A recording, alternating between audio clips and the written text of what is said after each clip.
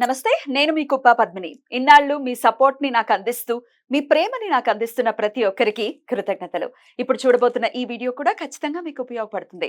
Like, share and subscribe చేసి మీ ఇష్టాన్ని అలాగే మీ సపోర్ట్ ని నాకు అందించండి. అలాగే ఈ వీడియో పట్ల మీ అభిప్రాయాన్ని కమెంట్ సెక్షన్ లో కమెంట్ చేసి నాకు తెలియజేయండి. నమస్తే, వెల్కమ్ టు అవర్ ఛానల్. నేను పద్మిని. ప్రస్తుతంతో పాటు ప్రముఖ ఆధ్యాత్మికవేత్త, వాస్తు జ్యోతిష పండితులు కేఎస్ఆర్ గారు మనతో పాటు ఉన్నారు. మాట్లాడదాం. నమస్కారం అండి. దేవీ నవరాత్రుల్లో భాగంగా 6వ రోజు అందరికీ తెలిసినటువంటి విషయమే, లక్ష్మీదేవిని కొలుచుకుంటాం. ప్రపంచమంతా కూడా ఈవిడ చుట్టూనే ఈవిడ కోసమే పరుగులు తీస్తూ ఉంటుంది. కాబట్టి మహాలక్ష్మి అనుగ్రహం కోసం ఎటువంటి విధి విధానాల్ని మనం పాటించాలి, ఎలా అమ్మవారి ఆరాధన చేసుకోవాలని ప్రతి ఒక్కరూ ఎంత తెలిసినప్పటికీ ఇంకా అడుగుతూనే ఉంటారు. కాబట్టి అందున ఇవి దేవీ నవరాత్రులు, ఈ 9 రోజులు కూడా చాలా చాలా ఎనర్జెటిక్ డేస్ అని ఖచ్చితంగా చెప్పుకోవచ్చు. కాస్మిక్ ఎనర్జీ ఉన్నటువంటి డేస్ డెఫినెట్లీ. సో మరి మహాలక్ష్మితో పాటుగా దశమహావిద్యల్ని కూడా అనుసంధానం చేస్తూ చెప్తూ ఉన్నారు మీరు. దశమహావిద్యలలో ఏ రూపాన్ని కొలుచుకోవచ్చు? కొలవడం అంటే స్మరణ చేతనే. అలాగే అలా స్మరించుకున్నంత మాత్రానే ఎటువంటి సమస్యల నుంచి మనం అధిగమించేటటువంటి పవర్ మనకు వస్తుంది. మీరైతే ఏ ఆరాధన చేస్తారు ఇత్యాది విషయాలు ఒక్కసారి మీ ద్వారా. తప్పకుండా. సో ఇక్కడ మనకు వచ్చేప్పటికి ఏంటంటే, నిజంగా చెప్పాలి అంటే కనుక ఈ ఇప్పుడు ఏదో దశమహావిద్యలు అనుకోండి, లేదా దేవి శరన్నవరాత్రులు అనుకోండి, ఈ దశమి తర్వాత వచ్చేది మనకి పౌర్ణమి కదా. ఈ పౌర్ణములన్నిటిలో కూడా శరత్ పౌర్ణమి అనేది చాలా విశిష్టమైనది, బాగుంటుంది. శరత్కాల పౌర్ణమి అంటే ఆ వెలుగే వేరు, ఆ అందం మాటల్లో వర్ణించలేము. కవులు కూడా కదా మాటలు తడబడతాయి, వాళ్ళకు కూడా తడబడతాయి మాటలు. సో అలాంటి అందమైన జీవితం మనకి లభించడానికి ముందే ఈ ప్రయత్నం. సో అప్పుడు ఆ వెలుగుని మనం అంటే ఏమన్నా చూపులకే కాదు, జీవితంలో కూడా అనుభవించగలం. సో అలాంటి వెలుగు రావటం కోసం అయితే కనుక ఇలాంటి కాస్మెటిక్ ఎనర్జీ ఉన్న డేస్ని అయితే మనం మిస్ అవ్వకూడదు. సో ఆ రకంగా ఎవరు శక్తానుసారం వాళ్ళు ఎంతో కొంత ఈ దైవారాధనలో మునిగి తేలటమే. సో ఆ రకంగా చేసుకుంటే మంచి ఉంటుంది. సరే, ఇవాళ మనం అవతారంకి వచ్చేప్పటికి మహాలక్ష్మి అని చెప్పుకున్నాం. ఇది ఇక్కడ నాకు ఒక చిన్న ఏమంటాం చమత్కార కథ అనేది ఒకటి లైట్ గా గుర్తుకొస్తుంది. చెప్పండి మరి. అది ఏంటి అంటే కనుక, ఫస్ట్ మీకు కనుక ఈ వారాలు గుర్తుపట్టడానికి ఒక తేలికైన పద్ధతి, అంటే అవతారాలు గుర్తుంచుకోవడానికి ఒక పద్ధతి. అసలు మామూలుగా ఇది దసరా యొక్క వెనకాల నేపథ్యం ఏంటి? మనం రాక్షస సంహారమే కదా. సో మధుకైటబుల్ని, శుంభుల్ని, తర్వాత మహిషాసురుడిని. నరకాసురుడిని కూడా అంటారు. నరకాసురుడు దీపావళి కదా, మహిషాసురుడు కదా, మహిషాసురుడు. వీళ్ళు కాక ఫస్టే బాలగారు మరి బండాసురుడు బండాసురుడు, అవును అవును, ఆయన యొక్క పుత్రుల్ని కదా రాక్షస సంహారం. అందుకని ఫస్ట్ అమ్మవారేమో చిన్నపిల్లలాగా వచ్చి బుజ్జగించి చెప్పిందిట ఈ రాక్షసులకి, వాళ్ళు వినలేదుట.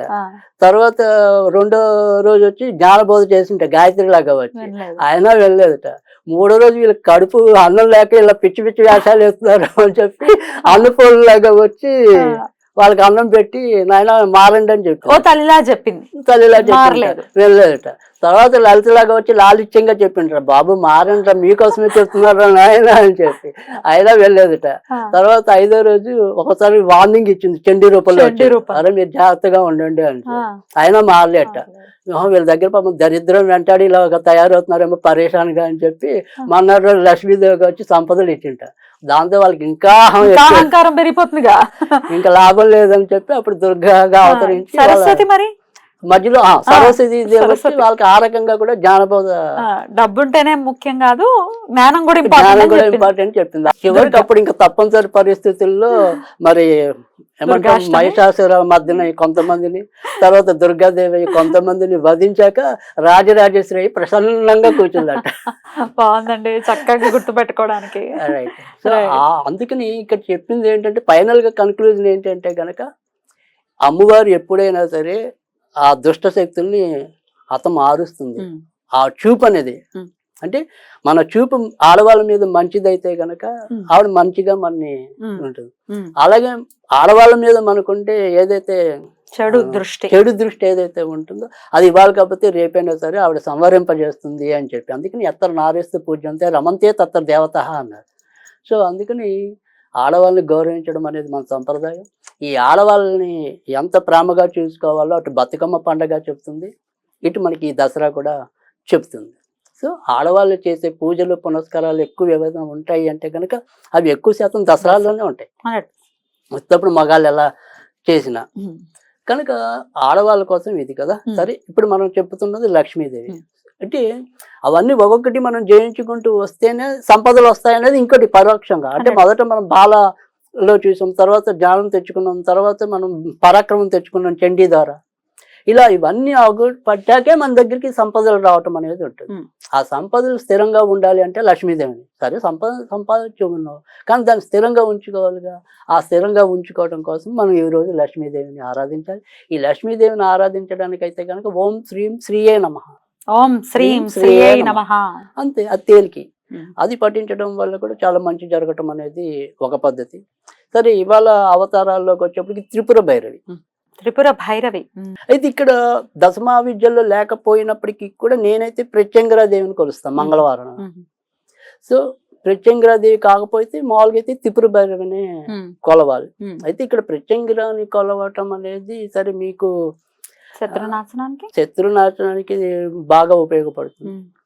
తర్వాత మన ఇంటి మీద ఏమంటాం దుష్ట శక్తులు ప్రయోగాలు అలాంటివి కూడా సమరింపజేయడానికి కూడా ప్రత్యంగా ఉపయోగపడుతుంది. అయితే త్రిపుర భైరవైన కూడా ఇంచుమించు అలాంటి రకమైన ఫలితాలే ఇవ్వటం అనేది ఉంటుంది. అంటే ఏమన్నా ఈ కాలభైరవుని స్త్రీ రూపంలో ఆరాధించడమే త్రిపుర భైరవి. సో త్రిపుర భైరవుని పూజించడం వల్ల ఏంటంటే మనలో ఉండే త్రిపురాలు ఏవైతే ఉంటాయో అంటే ఏమంటాం అహంకారం ఇలాంటివి ఉంటాయి కదా, వాటిని నాశనం చేసేది ఆవిడ.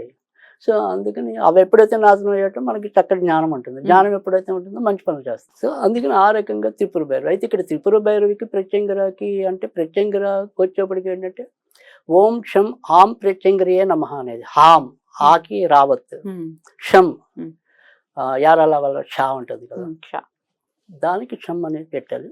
అది అదొక పద్ధతి. ఇక్కడ అదే త్రిపుర భైరవికి అయితే కనుక ఓం జూమ్ బం త్రిపుర భైరవే నమః, ఓం జూమ్ బం త్రిపుర భైరవే నమః, అదొక పద్ధతి. సో ఆ రకంగా కొలవాలి. అద్భుతం సార్, చాలా బ్యూటిఫుల్ గా ఎక్స్ప్లెయిన్ చేస్తారు. ఇక ఇవి కాదు, పూజా విధానం ఎలా పాటించినా పాటించకపోయినప్పటికీ స్విచ్ వర్డ్ రూపంలో కూడా తెలియజేస్తున్నారు. ఈ అమ్మవార్ల అనుగ్రహం పొందాలి, లక్ష్మీ అనుగ్రహం ఉండో ప్రత్యేకించి మరి లక్ష్మీ అనుగ్రహాన్ని పరిపూర్ణంగా పొందాలంటే ఏ స్విచ్ వర్డ్ ని ఆశ్రయించాలి? రైట్. ఇక్కడ లక్ష్మీదేవి యొక్క పరిపూర్ణమైన అనుగ్రహం పొందాలి అంటే కనుక ఇక్కడ స్విచ్ వరల్డ్లోకి వచ్చేప్పటికి ఒకటి బ్యూటిఫుల్ వర్డ్ అనేది ఏంటంటే everywhere brightness. Everywhere brightness. Wow. అది. సో ఆ ప్రతి చోట కూడా కాంతి నిలబడాలి. కాంతి నిలబడాలి అంటే మన జీవితాలు సంపదలతో పరిపూర్ణం అవ్వాలి. డెఫినెట్లీ. సో ఎవ్రీవేర్ బ్రైట్నెస్ అనే స్విచ్ వర్డ్ తో కూడా డెఫినెట్ గా లక్ష్మి యొక్క అనుగ్రహాన్ని పొందొచ్చు అని చెప్తున్నారు. Okay, right. ఎన్నిసార్లు చదువుకోవాల్సి ఉంటుంది? 108. రైట్. 21 రోజులు లేదా 40 రోజులు. రైట్ అండి, చాలా బ్యూటిఫుల్ గా ఎక్స్ప్లెయిన్ చేశారు. 6వ రోజు అటు లక్ష్మీదేవి అనుగ్రహం కోసం, ఈ దేవి నవరాత్రులు సరస్వతి మాత అనుగ్రహం కోసం ఏం చేయొచ్చు అనేది నెక్స్ట్ వీడియోలో తెలుసుకుందాం. థ్యాంక్ యూ సార్, నమస్తే.